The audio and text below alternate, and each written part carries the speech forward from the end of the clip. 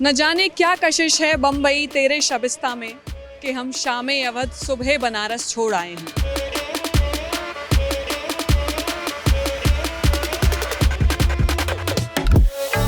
इतनी सारी भाषाएं, जाति, धर्म सारी यहाँ घुलकर एक बनती हैं और कहलाती हैं मुंबई कर। लेकिन असल में सपनों का शहर कहे जाने वाले बम्बई को पहचान मिलती है संघर्षों से। और इस बम्बई को बम्बई बनाने वाले लोग जो दिन रात काम करते हैं, चलते हैं, फिरते हैं और इस 24 घंटे जागने वाले शहर को जिंदा रखते हैं। तो आज हम मुंबई के उन गली कूचों में जाने की कोशिश करेंगे जो आमतौर पर हमें कैमरे में दिखाई नहीं देते, और उन लोगों से जानने की कोशिश करेंगे कि वो किस हाल में हैं और उनकी जिंदगी कैसी चल रही है। मुंबई के बारे में एक ऐसी चीज बताइए जो और किसी शहर के पास नहीं है। 24 आवर्स सोता नहीं है, वो सिर्फ मुंबई है। मुंबई में सपना क्या देखा था आपने? कुछ नहीं सपना देखा, रोड पर सोना, बैठना, एक गाड़ी चलाना, और क्या देखा था। हमारा कोई सपना नहीं है। समंदर से कभी डर नहीं लगा? हर दिन तो उसी को देख रहे तो फिर डरने की क्या बात है। हमारा तो उत्तर प्रदेश है घर। उत्तर प्रदेश से हैं? उत्तर प्रदेश से हम। मुंबई में माइग्रेशन का लेवल है 40 to 45%। अब आप जिस्ट की गिरफ्त में आ गए हैं। ओके, टोपी है ना, ये टोपी मतलब डब्बा वाला है। नारी शक्ति जिंदाबाद। क्या सपना लेके आए थे मुंबई में? हमारा तो उत्तर प्रदेश है घर। उत्तर प्रदेश से हैं? उत्तर प्रदेश से हम। मुंबई में माइग्रेशन का लेवल है 40 to 45%। मतलब 40 से 45% यहाँ पे बाहर के लोग हैं। यहाँ पे सब लोग आके यहीं के हो जाते हैं। सही बात? सही बात। आप मुंबई से ही हैं? हाँ, मुंबई से है। क्या होना चाहिए मुंबई में? और मुंबई में तो क्या होना चाहिए, जो हो रहा है आप देख रहे हैं सब लोग। हम लोग गरीब के लिए क्या है, अमीरों का सब है। मुंबई में सपना क्या देखा था आपने? कुछ नहीं सपना देखा, रोड पर सोना, बैठना, एक गाड़ी चलाना, और क्या देखा था। यही सपना है, सब उनको मंजूर है, ऊपर वाले को। चोरी करता था मैं भी आगे निकलता। चोरी करते तो आगे मैं निकल भी आगे जाते। निकलता, जितने चोर हैं ईमानदार हैं इसलिए मेहनत पसीना निकलना। एक नंबर है मुंबई, एक नंबर है। कैसे? हर चीज में। बताइए, दो चार बताइए। क्या हर चीज मुंबई तो एक नंबर है ही है। आप मुंबई से ही हैं? नहीं, हम तो यूपी से हैं। अच्छा, यूपी वालों को बम्बई भाग गई? नहीं, यूपी वालों को ऐसा नहीं है कि मुंबई आ गई। हाँ। यूपी वालों को हर जगह कोई ऐसा नहीं है। कर्म करने वाला कोई ऐसा नहीं होता है। कर्म करने वाला अच्छा, कहीं मुंबई भी में भाग आप जाता है। आए, कोई देश विदेश में हर जगह। आप भी कोई सपना लेके आए इधर? हमारा कोई सपना नहीं है। मुंबई के बारे में एक ऐसी चीज बताइए जो और किसी शहर के पास नहीं है। मुंबई के पास जो 24 आवर्स जान है, जो जिंदा रहता है, जो हमेशा 24 आवर्स सोता नहीं है, वो सिर्फ मुंबई है और सेफ है। और सेफ है। बिल्कुल। हाँ। किसी शहर को मैं कम नहीं आंक रही हूँ, लेकिन हाँ, इतने दिनों से मुंबई में घूमकर मुंबई को समझने के दौरान मुझे जो महसूस हुआ ये कि ये दिल्ली से, राजधानी से ज़्यादा सेफ है। मुझे बीइंग अ गर्ल ये महसूस हुआ। आप कब से बॉम्बे में हैं सर? 50 ईयर। 50 इयर्स। मुंबई सपने दिखाता है, पूरे भी करता है? बिल्कुल। अगर पूरे नहीं करता तो ये इतने सारे जो फिल्म स्टार हैं उनका बेस देखो क्या है। कोई बाजी बेचता था, कोई यहाँ पे मजदूरी करने के लिए आया था, कोई शेफ था कहीं पे, और यहाँ आके वो 5 स्टार 7 स्टार आज स्टार बन गए। और बहुत से लोगों को देखिए जो सिर्फ हाथ में लोटा और एक कपड़ा लेके यहाँ आए थे, आज मिलेनियर्स हैं, सबके सपने पूरा करता है। अभी आगे क्या उम्मीद है आपको? सबसे पहले हम मुंबई को सेफ देखना चाहते हैं। जो इसके पहले की सरकारों के पास हमने देखा था कि मुंबई कोई सेफ नहीं था। ताज में जाके बम ब्लास्ट होना वो सही नहीं है, मुंबईकरों के लिए सही नहीं है। यहाँ सामने ही AK-57 चला, वो भी सही नहीं है। लेकिन एनी हाउ, अभी जो दिल्ली में सरकार है, इसने इतना दबाव बना के रखा है, अगर यहाँ एक छोटा सा बम फूटेगा तो तुम्हारे यहाँ हम एटम बम फोड़ेंगे। तो उसके कारण शांति है, लोगों को पीस है, लोगों को सेफ्टी है। हाँ, केंद्र के साथ में यहाँ पे भी जो सरकार है वो उन्हीं की छाया है, उन्हीं का एक शेडो है। तो वो इतना क्रिमिनल्स को, बाकी के जो जो ये नेशनलिस्ट लोग हैं, जो टेररिस्ट हैं, उनको इतना तो बोल के रखा है कि अगर एक इधर एटम बम, छोटा सा बम भी फूटा तो तुम्हारे इधर एटम बम फोड़ेंगे। उसके लिए शांति है। भय भी न प्रीत न होए गोसाई। और क्या होना चाहिए? देखो, अगर ईमानदारी से मुंबई के अंदर जितना फंड आता है वो यूज़ होता हो अगर इसके डेवलपमेंट के लिए, तो ये फुटपाथ है ना वो गोल्ड का होता, रियल गोल्ड का होता। उसके डिवाइडर रियल गोल्ड के होते, इतना फंड मुंबई के अंदर जाता है, लेकिन वो फंड कहाँ चला जाता है पता नहीं है। ये कौन सा चैनल है? जस्ट हाँ, बताएंगे कुछ मुंबई के बारे में? चलेगा, कोई बात बस चैनल पूछने आए थे। अभी रुकिए रुकिए रुकिए रुकिए, अरे रुकिए तो, आप बड़ी दूर से तेजी से निकल के आए चैनल का नहीं, मेरे पूछने। टाइम नहीं, वो बंदा जा रहा है ना गाँव, इसलिए तो बस चैनल का पता करने आए थे। तो पता करना था अब इसलिए। आप आ गए हैं, अब आपको देखना पड़ेगा अपने आप को। ओके ओके, अब आप जिस्ट की गिरफ्त में आ गए हैं। ओके, तो बोलिए। अब बताइए कुछ। तो मुंबई हमारी दिलचस्प अच्छी है। बताइए, the green Mumbai is a very big, it's a very mostly the production and producer and well reality Mumbai, good green क्या होना चाहिए? होना चाहिए, डेवलपमेंट होना चाहिए, और क्या चाहिए? नहीं डेवलप, ये तो हो गया, डेवलपमेंट होना चाहिए। यार कोई बोल रहा है और just बोल रहे हैं कि अभी क्या? डेवलपमेंट चाहिए? मतलब कि सुधारना चाहिए अभी अपना जो पब्लिक है वो, clean Mumbai after all, that's all. Clean Mumbai, Mumbai, that's all, that's all, बस इतना ही। अरे आप तो एकदम अपॉइंटमेंट लेके बात करनी पड़ेगी क्या आपसे? अच्छा जी, ऐसे ही भागता दौड़ता शहर है। न समंदर बदला, न मुंबई की रफ्तार बदली, न सपने दिखाने की आदत, और एक और चीज जो 130 साल से नहीं बदली वो है टोपी वाले काका या डब्बा वाले। लेकिन पैंडेमिक के बाद बहुत कुछ है जो बदल गया है, बहुत कुछ है जो चुनौती बनकर सामने खड़ा है। तो अब हम डब्बा वालों से ये जानने आए हैं कि उनके सामने क्या चुनौतियां हैं और उनकी जिंदगी कैसी चल रही है। तो आप सब लोग टोपी लगा के निकलते हैं। टोपी है ना, ये टोपिया मतलब डब्बा वाला है, ऐसा है। तुम बिल्डिंग में जाएगा ना तो एंट्री करना नहीं पड़ता है। टोपी रहेगा तो सिक्योरिटी बोलता है एंट्री कर लो, मोबाइल नंबर लो। टोपी रहेगा तो एंट्री टोपी नहीं। पहचान है तो एंट्री नहीं करनी। टोपी पहनना ही पड़ता है, ये डब्बे में काम करना टोपी पहनना ही पड़ता है। थकते नहीं है इस काम से? थकते नहीं, एकदम फ्री रहता है। साइकिल पे इतना काम करेगा ना उतना शरीर फ्री रहता है। अच्छा, तो सबकी साइकिल भी फिक्स है? साइकिल फिक्स है, और लोकल से फिर जब डब्बा उतारेंगे तब वो आगे पण एक साइकिल रहता है, वहाँ भी साइकिल फिक्स है? वहाँ पण फिक्स रहता सबका? है सबका। तो महीने का कितना कमाई हो जाता है काका? महीने का मेरे को होता है 15,000 रुपया। अगर उस पर मैंने डांडी मार दिया, गाँव गया किधर गया, कोई बीमार होएगा तो उससे मेरा 300 रुपया महीने में काटना चाहता है, एक दिन का। कट भी जाएगा? हाँ। कौन काटता है पैसा? जो यूनियन? हमारे इवनिंग के मुकदम है वो काट दे। अच्छा, तो छुट्टी नहीं मिलती? छुट्टी कहाँ मिलेंगे? जो मेरे जगह में दूसरा आदमी आएगा तो भी मैं जाएगा, अभी उसको जाने गए तो मैं उसके जगह जाएगा तभी वो गाँव जाएगा। अच्छा, मतलब आपकी जगह आपको किसी को रख के जाना रखना जाना पड़ेगा पड़ता है। तभी छुट्टी मिलेगी? तभी छुट्टी मिलती है। तो इतने कम में काम परिवार चल जाता नहीं है? परवड़ता है, पर अभी क्या करेंगे, नौकरी नहीं देते हम लोग को डब्बा वाले के लिए कोई, वो मुश्किल है हम लोग के लिए। अभी हमारे पास कोई नेता भी देखता नहीं हमारे पास। लॉकडाउन के पहले थोड़ा अच्छा था, अभी एकदम कम हो गया, बहुत मुश्किल है। तो कभी सोचा कुछ और काम के लिए? सोचेगा भी तो काम भी नहीं मिलते हम लोग के लिए।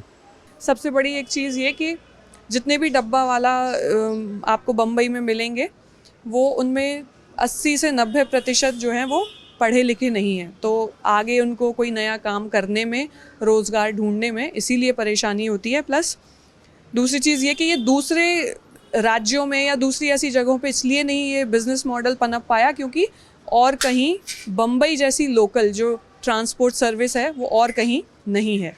तो ये यहीं सिमट कर रह गया और कोविड-19 के बाद, कोरोना वायरस के बाद जो काम ठंडा पड़ा वो फिर से पनप नहीं पाया। ये ऑनलाइन की वजह से हमारा ठंडा, नहीं तो हमारा ठंडा नहीं था काम काज पहले से।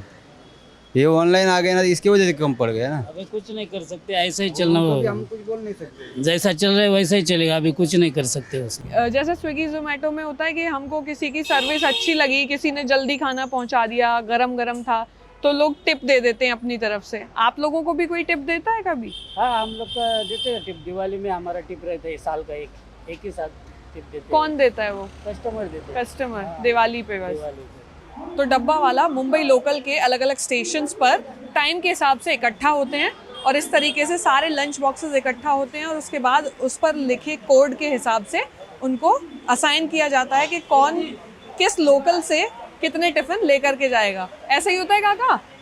ऐसा ही होता है कि सबको पहले कोड देख के बताया जाता है कौन सा टिफिन लेकर जाएगा? ये कोड है, ये 2 नंबर है ना, ये हमारा कोड है 2 परेल का, लोअर परेल का। अच्छा, 2 नंबर लोअर परेल का कोड है। अच्छा, और ये 51 का आदमी जाएगा उधर, अच्छा 51 का आदमी जाएगा। ये और 51 क्या है? वो जिधर है ना वो 100 आदमी है उधर। अच्छा 1 2 3 4 5 ऐसा रोड है, तो समझो स्लेटर रोड है। हाँ ये स्लेटर रोड है ना, तो इधर का 10 नंबर का आदमी जाएगा, ऐसा नंबर डालेगा। ऐसे आपको ये याद रहते हैं नंबर? एकदम परफेक्ट। कभी ऐसा नहीं है कि अरे 10 नंबर वाले पे कौन जाएगा, ऐसा नहीं होता? नहीं, हमेशा आदमी फिक्स होता है। कब से कर रहे हैं ये काम? ये अभी 21 बरस हो गया। 30 बरस। कभी बोर नहीं हुए इस काम से? नहीं, वो काम नहीं होएगा तो हमको टेंशन आता है। हाँ। काम होएगा तो हम फ्रेश रहते हैं थोड़ा। अच्छा हाँ। अभी ये काम मंदा पड़ गया है, हाँ। पहले से मंदा हो गया है। पहले से आधा पट कम हो गया, मतलब 1 रुपये चलता था ना तो अभी 50 पैसे इतना कम हो गया, आधा कम हो गया। तो टेंशन नहीं होती कि ये आगे कैसे होगा? नहीं, जितना आदमी पहला आदमी था ना 4-5 हजार आदमी था। हाँ। अभी आदमी कम हो गया ना, 1400 आदमी है अभी काम पे। हाँ। तो 1400 आदमी में कितना पट से कम हो गया। अभी टेंशन नहीं कुछ, लेकिन दौड़ना पड़ता है ज़्यादा। पहले 5000 लोग थे, 5000 लोग 4 घंटे में पूरी बम्बई में 2-2.5 लाख लोगों के यहाँ टिफिन पहुंचा देते थे, और वो भी बिना किसी टेक्नोलॉजी के। आप सोचिए कि आप स्विगी जोमेटो या online food delivery apps use करते हैं, आप फटाक से खाना ऑर्डर करते हैं और इतना चार्ज देते हैं, सरचार्ज देते हैं फलानी चीज़ों पर ये लोग पूरे महीने, पूरे साल 365 दिन ऐसे ही काम करते हैं, और एक कोड पे हर जगह का, हर रोड का कोड है, उसके बेसिस पे काम करते हैं, और कोई भी डब्बा फेर बदल नहीं होता। आप लोग लेकिन खाना कब खाते हैं? दुनिया के डब्बे पहुंचा देते हैं, आपका डब्बा कौन लाता है? नहीं, हमका दवा हम सुबह से लेके आते हैं घर से। अच्छा कब खाते हैं फिर? सब दवा देने के बाद, अभी दवा निकल के आया ना, हाँ। अभी दवा देने के बाद, सबका दवा देने के बाद हम खाना खाते हैं। 2-2:30 बज जाते हैं हम। सबका खाना पहुंचाने के बाद आप खाते हैं? आपका नाम क्या है काका? शिवाजी सावंत। शिवाजी सावंत। अब ये लोकल आ गई, इसमें भी जाएगा कोई? हाँ जाएगा ना, अभी जाएगा। ये एसी वाली लोकल है? हाँ? एसी लोकल है ना? एसी लोकल में नहीं, आपको एंट्री। आपको एंट्री नहीं है? नहीं, हमारा सादा लोकल में एंट्री है। अच्छा, तो इसमें आप लोग नहीं जाएंगे? इसमें नहीं जाएंगे। क्यों? नहीं, इसको नहीं चढ़ने देते हम, हमको अलाउड नहीं है। अच्छा हाँ। मतलब आप एसी लोकल में डब्बा वाला नहीं चढ़ सकते? नहीं चढ़ते, आप सादा लोकल में चढ़ेंगे? सादा लोकल में चढ़ेंगे। तो उसमें टिकट भी लगता है? अरे पास रहते हैं ना हमारा पास रहता है, जाओ नहीं जाओ हमारा पास रहता है हमेशा। दिखाइए। तो ये महीने का आपको पास बनवाना पड़ता है या ये फ्री होता है? नहीं, बनवाना पड़ता है। ये देखो। अच्छा, ये पूरे महीने का है? हाँ, पूरे महीने का 310 रुपया। हाँ, चर्च गेट से मीरा रोड। चर्च गेट से मीरा रोड तक का 310 रुपया। तो एसी लोकल में आप एक बार दिखाइए।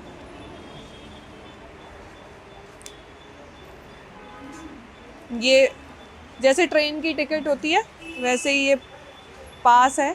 यहाँ पे डेस्टिनेशन और स्टेशन का नाम है, जहाँ से चर्च गेट से मीरा रोड। 310 रुपए महीने के, मतलब पूरी बम्बई को जोड़ रखा है। हाँ, जोड़ रखा है, एक कोने से दूसरे कोने पनवेल तक। तक टिफिन मैडम। पनवेल तक जाता है टिफिन। अच्छा पनवेल तक। पनवेल तक टिफिन जाता है। पनवेल तक सर्विस होता है। तो आप कभी ऐसे नहीं बोलते अरे जल्दी कर पनवेल निकलना है? नहीं, ऐसा नहीं ना, उसको टाइम कस्टमर को बोल के रखता है। हाँ। ये हमको 9 बजे टिफिन मांगता है तो वो 9 बजे तैयार करके रखता है। अभी ये सादा लोकल आ गई। हाँ, इसमें अभी जाएगा ना, देखो ये आदमी गया है, देखो। हाँ। देखो हुआ, ब्रेक में जाएगा। दबा वाला का हमारा ब्रेक फिक्स है।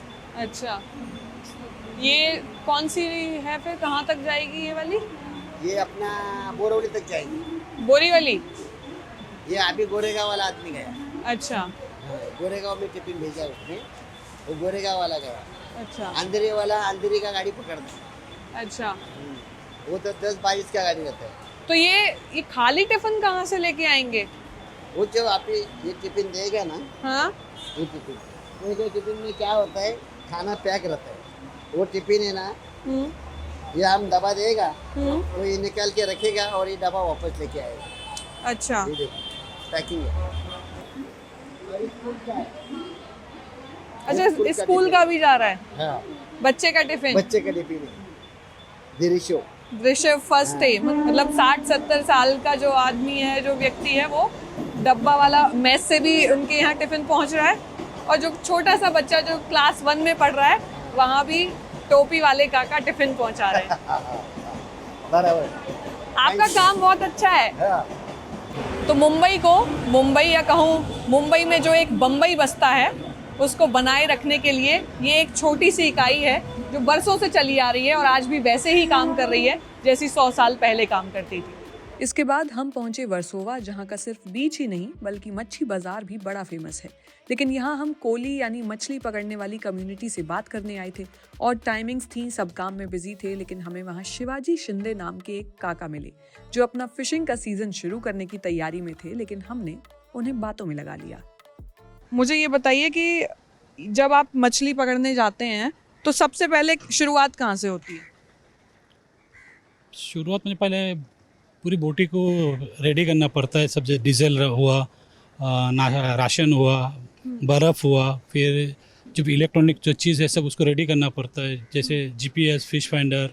इसमें जीपीएस भी है? जीपीएस है, फिश फाइंडर है।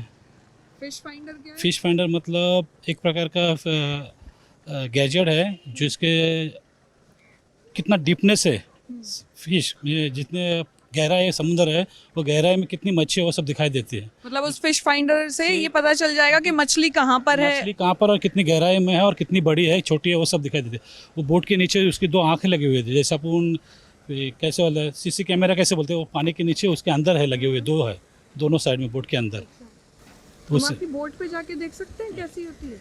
अभी अपन चांस नहीं है अभी जाने के लिए, नीचे जाने का चांस ही नहीं। आप लोग यहीं से कूद जाते हैं? अब समुद्र का पानी अब नीचे जा रहा है। अच्छा, इसका मतलब सब नीचे जा रहे हैं बोट। जो पानी तो नाव पे चढ़ेंगे भी तब जब हाई टाइड होगा? तब तक अभी चढ़ने का इलाज नहीं। अभी हम लोग तो कैसे कैसे चढ़ अपनी जोखिम में जान डाल के चल रहे हैं अभी कैसे भी। तो ये ऐसे सीढ़ी या कुछ ऐसे नहीं लगाते हो आप लोग? सीढ़ी नहीं लगा सकते। और कोई गिर गया चढ़ते उतरते पे तो तैरना आता है, लेकिन जख्म कितने होगी वो बोल नहीं सकते हैं। हर एक का अपना अपना सिस्टम है। कितना अंदर जाना पड़ता है समंदर में? सबका फिश का एक अलग तरीका होता है। ये नेट फिशिंग है। नेट फिशिंग मतलब बड़ी मच्छी छोटी मच्छी एक साथ पकड़ते हैं। ये नेट फिशिंग, ये टोलरिंग फिशिंग है। मेरी हुक फिशिंग है। तो कभी बहुत बड़ी मछली फंसी है? बहुत बड़ी मतलब पहले एक अभी 2015 में एक मेरे को बड़ा शार्क मिला था, कम से कम 25 फुट का था। 25 फुट का बोट को 25 फुट कितना होगा लगभग? आप अंदाज पका आधे बोट हो गई। मतलब इतनी बड़ी शार्क? फिर छोड़ दी होगी? नहीं लेके आया, तब बैंड नहीं था शार्क फिशिंग, अभी बैंड है शार्क फिशिंग। शार्क ले आए आप समंदर से, फिर क्या किया? बेच दिया। कितने की बिकी? उस टाइम में 80,000 की बिकी थी। 80,000 की शार्क 25 फुट की? शार्क भी खाते हैं लोग? नहीं, वो पहले जैसे जापान, कोरिया, थाईलैंड, चाइना, जो उसका सूप बनता है ना उसका फिन का, उसके सप्लाई होती है, बाकी कुछ डिमांड नहीं उसका। तो अभी ऐसे मतलब ये अंदरूनी बात पूछ रही हूँ, स्मगलिंग भी होती है ऐसे? कोई ऐसी मछली जो बैन है या फिर कोई ऐसी स्पीशीज में? डॉल्फिन बैन है, वो अभी अलाउड ही नहीं पकड़ने का अपन। तो लोग स्मगलिंग करते हैं? नहीं अभी अलाउड नहीं, पकड़ते नहीं, सील लग जाएगा बोट को। अच्छा। गवर्नमेंट को मिला कि इन लोग पकड़ रहे तो फिर गवर्नमेंट बोट जब्त करके और सील लगा देगा। कब तूफान वगैरह आता होगा, आप लोग समंदर में फंस गए तो मतलब वैसे तो पहले से ही पता होती हैं चीज़ें, आपको पहले ही बता दिया जाता है, वार्निंग्स दी जाती होंगी, पर कभी ऐसा होता होगा कि आप फंस गए समंदर में, तूफान आ गया, तब कैसे करते हो? तब जितना हो सके पहले देखते हैं कितने तूफान क्या पावर है, मतलब जोश है। अगर हो सके तो किनारे पे आने की कोशिश करते हैं, अगर ना हो सके तो उधर ही एंकर के ऊपर समुद्र अपने तूफान निकल जाने की राह देखते हैं। ज़्यादा तो तूफान नज़दीक ज़्यादा होता है, गहराई में तूफान ज़्यादा नहीं रहता है। जितना नज़दीक है उतना तूफान का स्पीड ज़्यादा रहती है। ये समंदर की हालत इतनी ख़राब है, ये काला दिख रहा है पूरा। वही मैं जानना चाहता हूँ, ये पहले ऐसे नहीं हालत थे। अभी जब से गोरेगांव, माला, जोगेश्वरी, भाईंदर, सबसे जितने नाले हैं उन लोग के सब हाई फाई बड़ी बिल्डिंग के सीधा गटर यहाँ पे छोड़ देते हैं। ये भी ये वर्सोवा का है, ये ड्रेनेज लाइन का है। हाँ, ये सब सीधा समुंदर, सब समुंदर। और वहाँ से बिल्डिंग्स का जो सीवर लाइन है वो सब समुंदर में आता है। तो यहाँ पे तो एक मच्छी भी नहीं जिंदी मिलेगी अभी। तो वो साइज में जितने बिल्डिंग है ना वो साइड में बड़े बड़े 20-40 फुट कैसे हैं नाले सीधे लगे हुए हैं अंदर। अभी तो हाइट रहेगी ना इतना कचरा दिखाई देगा, आप यकीन नहीं करो समुंदर है क्या नाला है ये, ऐसे हालत है अभी। तो इसको सरकार कुछ करती नहीं है इसको रोकथाम के लिए? अभी तक तो किसी ने कुछ नहीं किया। इससे तो बहुत सारी मछलियों पे भी वो मर गई होंगी। मछली है नहीं समुंदर में, सब पैकअप करे, धंधा बंद करे, देखो सब खोल के बंद दे, मच्छी नहीं आ रहा है, पैकिंग करे, धंधा बंद करे। अभी सीजन अभी स्टार्ट हो रहा है, सीजन से पहले धंधा बंद करे तो कैसे चलेगा, जिंदगी कैसे काटेगी इन लोग। एक बोट के पीछे 15 आदमी का गुजारा होता है, एक नाकवा पर्सनल होता है, 10 आदमी उसमें काम करते हैं, वो हुआ 11, उसके अंदर हेल्पर रहते हैं 4, वो ऐसे 15 परिवार का रोजी एक नाव से 15 घर चलते हैं। 15 घर चलते कैसे भी, और वही बंद हुए तो अभी इन लोग किधर जाएंगे। टोटल 10 मेंबर एक बोट में काम करते हैं, तो उन लोग का मंथली 1.5 लाख के आसपास उन लोग का मंथली वो 1.5 लाख होता है। जिसकी नाव है वो 1.5 लाख तो पगार में ही जाता है महीने, पगार में 1.5 लाख रुपया चला जाता है। के पीछे हर ट्रिप के पीछे 2.5 लाख अलग जाता है।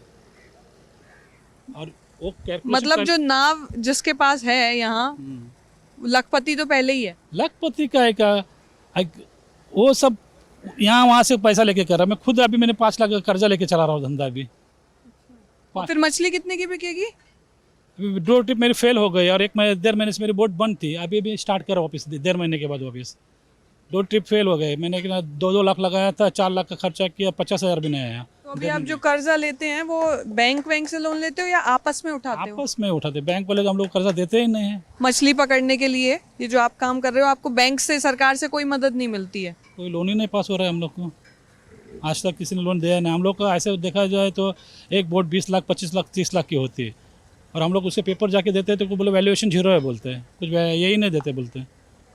और एक फ्लैट 5 लाख का भी होएगा तो उसके ऊपर 3 लाख तो देगी ऐसे कैसे भी, लेकिन हमको बोलते 0 वैल्यू बोलते, बोट को हम लोग ये नहीं देते बोलते। आज तक किसी ने दिया ही नहीं बोट को। समंदर से कभी डर नहीं लगा? हर दिन तो उसी को देख रहे तो फिर डरने की क्या बात है। आधा घंटा चला के जाएगा ना फिर कुछ दिखाई नहीं देगा, खाली चारों साइड में पानी दिखाई देगा, बाकी कुछ दिखाई नहीं देगा। जो आदमी बोट में वही चेहरे दिखाई देगी, बाकी कुछ नहीं दिखाई देगा। सबसे महंगी मछली कौन सी? सबसे महंगी मछ आज के तारीख में गोल्ड फिश बोलते हैं। कितने की बिकती है? वो केजी के ऊपर डिपेंड करता है, 30-35 किलो की रहेगी तो 5 लाख की एक मच्छी नसीब वालों को मिलती है, ऐसी नहीं मिलती है। मतलब एक मछली लखपति बना सकती है? उसके अंदर जो बोट रहता है, बोट में आपको ठेली बोलते हैं, ऐसी बोट बोलते हैं, उसका बहुत डिमांड है। वो पर केजी मेरे ख्याल से 2.5 लाख का 3 लाख का उसका रेट है। मतलब गोल्ड फिश का 1-2 किलो का वो 2.5 लाख का, 1 किलो 2.5 लाख। मैं सही सुन रही हूँ? 1 किलो 2.5 लाख, उससे भी ज़्यादा हो सकता है। सबसे सस्ती मछली? सबसे सस्ती मतलब अभी बोमबिल, मांडीली, लेमटी ये होती है सस्ती मछली। एक मछली किस्मत बदल सकती है रातों रात? बदल सकती है, बहुत जन के बदल भी दिए ले। आपको मिली कभी गोल्ड फिश? मिले थे, एक नहीं 200 मिले थे। 200? तभी रेट कम था, 10,000 की एक दी।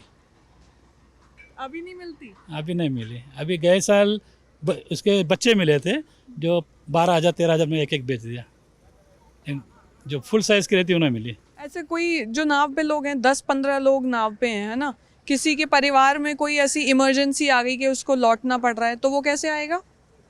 अकेला आ जाएगा या पूरी नाव लौटेगी? नहीं, अगर उसको मैसेज गया पहली बात बोट में क्या तेरा कुछ बीमार, तो वायरलेस रहती है, तो घर वाले क्या नाकवा को कांटेक्ट करते हैं क्या भाई इसका घर में ये प्रॉब्लम है, उसको भेज। तो तुम्हें बोलो बोट बाहर गई हुई है, तो बाहर गई हुई तो फिर हम लोग वायरलेस पे कांटेक्ट करते हैं कि रेंज में है, तो कांटेक्ट में आवाज़ जाता है कि नहीं। आवाज़ गया तो उसको बोला ऐसा प्रॉब्लम तेरे घर में हुआ है, और जो बोट वहाँ से आती होगी कौन से भी वर्सोवा में नहीं किधर भी बॉम्बे साइड में, तो तू आ सकता है क्या वहाँ से। तो फिर वो वहाँ से आते हैं। अभी वर्सोवा की बोट रहेगी तो वो अलीबाग में भी आ सकता है, खुलाबा आ सकता है, भाव का धक्का आ सकता है, नायगांव आ सकता है, किधर से भी आएगी, लेकिन टच यहाँ पे होगा तो फिर वो अपने घर जा सकता है। तो कुल मिला के जो चीज़ें निकल के आई वो ये, मछुआरों के पॉइंट ऑफ व्यू से अगर आप देखेंगे तो सरकार से कोई मदद नहीं मिलती। उनके अपने यूनियन होते हैं जिसमें बहुत थोड़ा सा उनको इंश्योरेंस मिलता है अपने काम को लेके, नाव को लेके। सरकार से ऐसी कोई ऐसी स्कीम नहीं है जिसको लेकर के इनको एक तसल्ली रहे, ये रहे कि हाँ ये इंश्योर्ड हैं या इनका काम इंश्योर्ड है। और दूसरी चीज़ ये कि समंदर, मतलब एक बार आप तस्वीर देख लीजिए, ये बहुत छोटा है। बड़ी बड़ी इमारतों के, ये जो पूरे बम्बई शहर का समंदर का किनारा जो ऊंची ऊंची इमारतों से घिरा हुआ है, उनका पानी कई कई फीट लंबे चौड़े नाले ऐसे ही समंदर में मिल रहे हैं। और जिस समंदर को नीला होना था, जिस समंदर का पानी साफ होना था, खारा बेशक लेकिन दिखने में साफ होना था, वो एकदम किसी नाले के माफिक लग रहा है, किसी नाले की तरह काला दिखाई दे रहा है और गंदगी आपके सामने है सब। अब कहीं और चल के देखेंगे कि बम्बई का काम कैसे चल रहा है। अलग अलग लोग, अलग अलग कहानियां और अलग अलग सपने, लेकिन जीने का जज्बा एक, जो मुंबई को मुंबई बनाता है। ये शहर सभ्यता की भट्टी है जहां संघर्ष अवसरों से मिलता है और उम्मीदें कभी खत्म नहीं होती। तो मुंबई के लोगों से हमने जो जानने की कोशिश की और इन लोगों की बातें आपको पसंद आई तो जिस्ट का ये वीडियो लाइक कीजिएगा और चैनल को सब्सक्राइब कीजिएगा। मैं मेधा फिर मिलूंगी आपसे हिंदुस्तान के किसी दूसरे गाँव या शहर में उसकी नब्ज को टटोलते हुए।